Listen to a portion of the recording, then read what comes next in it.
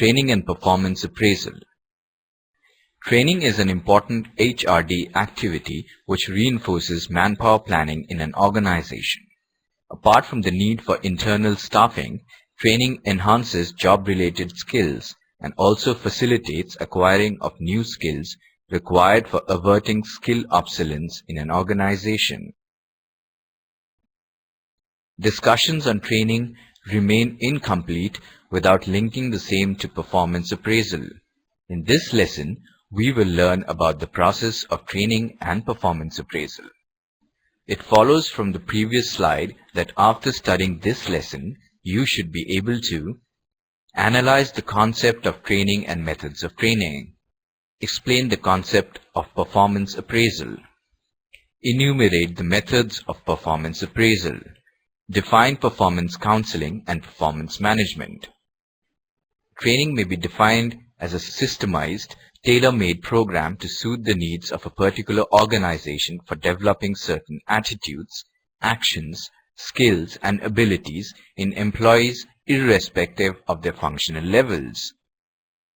The needs for manpower training in an organization may be for updating knowledge, avoiding obsolescence, improving performance, developing human skills, imparting trade-specific skills, and stabilizing the workforce.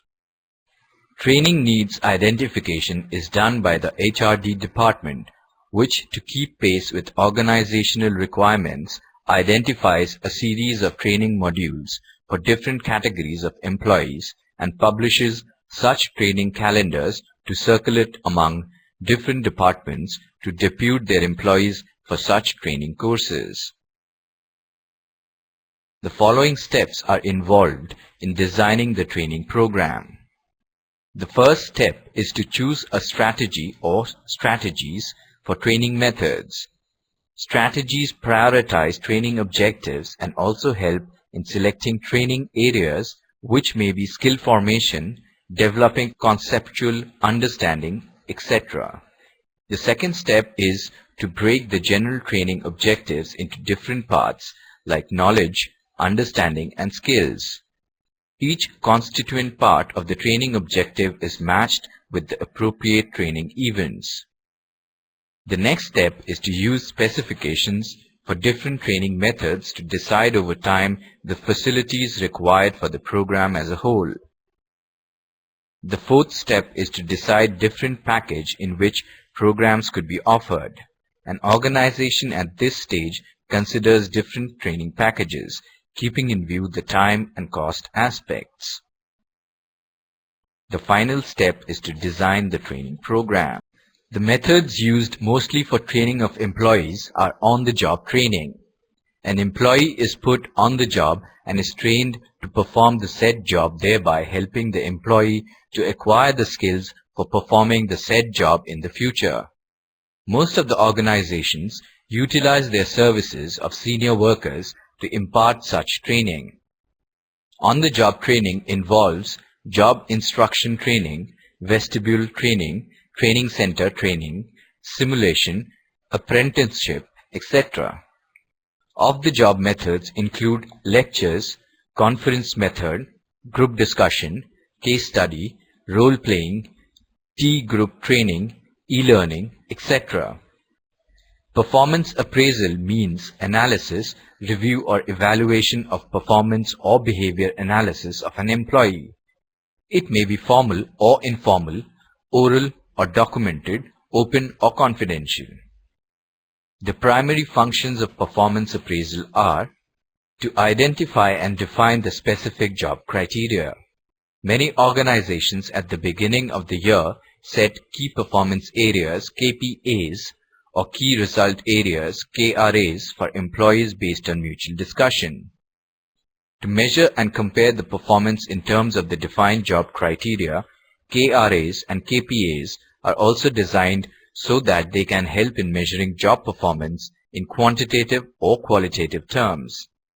To develop and justify a reward system relating rewards to employee performance. To identify the strengths and weaknesses of employees and to decide on proper placement and promotion. to develop suitable training and development programs for enriching performance of the employees, to plan for long-term manpower requirements and to decide upon the organizational development programs needed, duly identifying the change areas, to identify motivational reinforcers to develop communication systems and also to strengthen superior-subordinate relationships. Different methods of performance appraisal are followed in different organizations to achieve the above objectives. Traditional methods of performance appraisal may be categorized: straight ranking method, which is the oldest and simplest method of performance appraisal, by which employees are tested in order of merit, giving some numerical rank and placed in a simple grouping. Paired comparison techniques is a somewhat better method of performance appraisal, as each employee is compared with others in pairs at a time.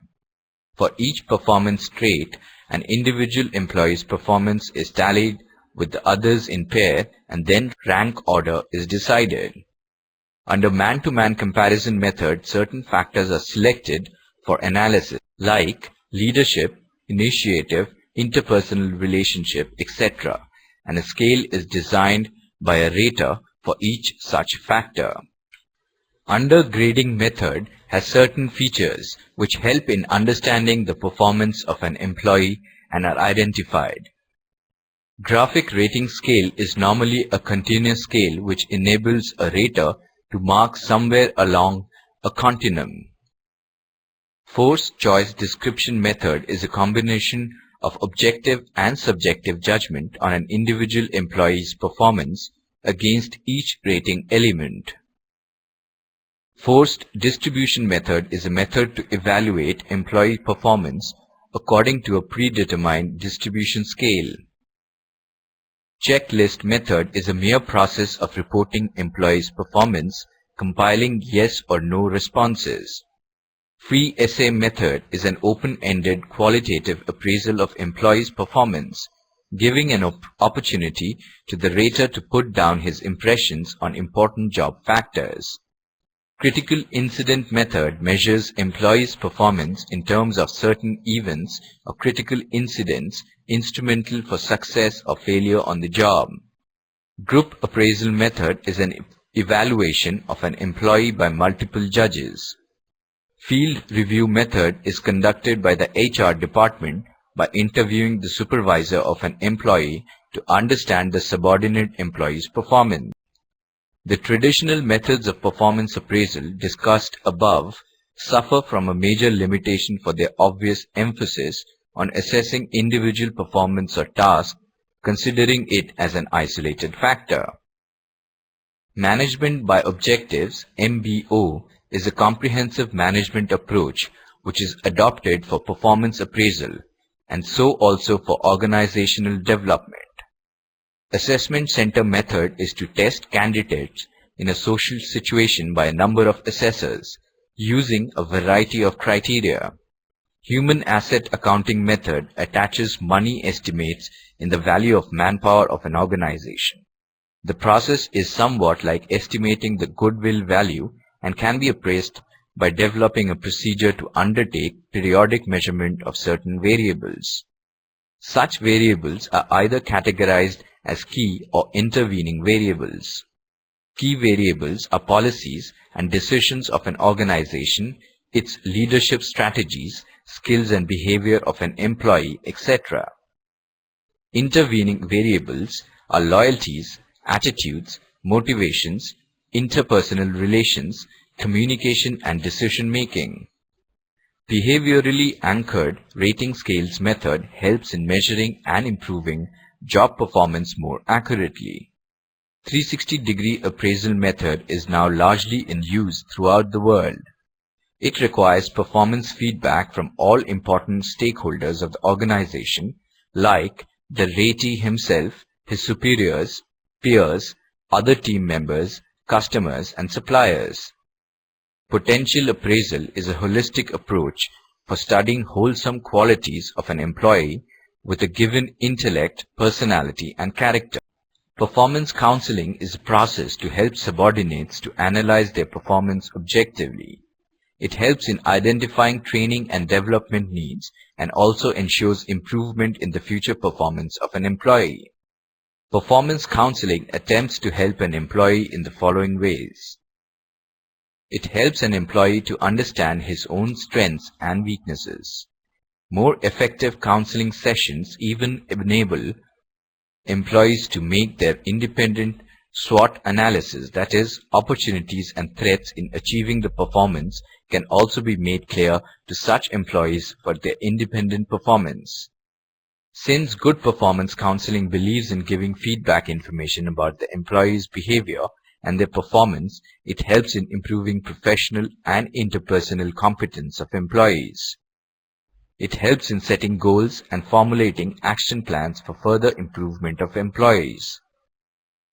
It helps the employees to identify different alternatives for dealing with problems. A good performance counseling session being supportive and empathetic, employees feel encouraged to openly discuss their aspirations, conflicts, and problems.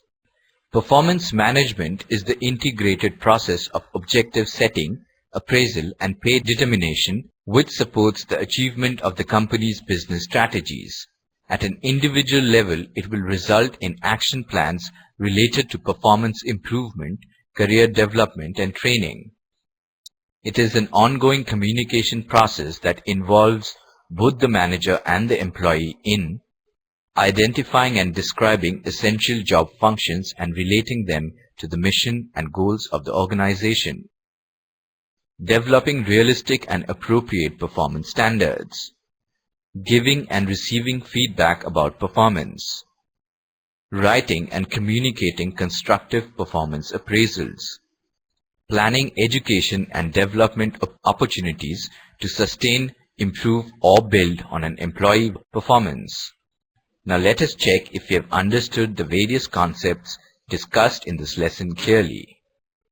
Performance counseling involves analysis, review, or evaluation of performance or behavior analysis of an employee. Right or wrong? Wrong. Performance appraisal is a process of advising an employee, listening to his problems and enabling him to find a satisfactory solution on his own. Right or wrong? Wrong. Before we end, let us briefly revise what we have studied till so far. Training and performance appraisal reinforces manpower planning in an organization. Training may be defined as a systemized, tailor-made program to suit the needs of a particular organization for developing certain attitudes, actions, skills, and abilities in employees irrespective of their functional levels. In this era of technological change and global competitiveness, organizations are constantly required to renew and update skills of their people, or else they are likely to encounter the problem of manpower obsolescence, which among others will call for frequent downsizing or right-sizing. Most of the organizations prefer internal manning of positions than external hiring for obvious motivational benefits and cost effectiveness. While performance appraisal updates organizations to take a stock on their skill inventories, training helps to address the skill gap. Performance counseling is a process to help subordinates to analyze their performance objectively. It helps in identifying training and development needs and also ensures improvement in the future performance of an employee. Performance management is a more holistic approach than performance appraisal. Performance management is the integrated process of objective setting, appraisal, and pay determination which supports the achievement of the company's business strategies.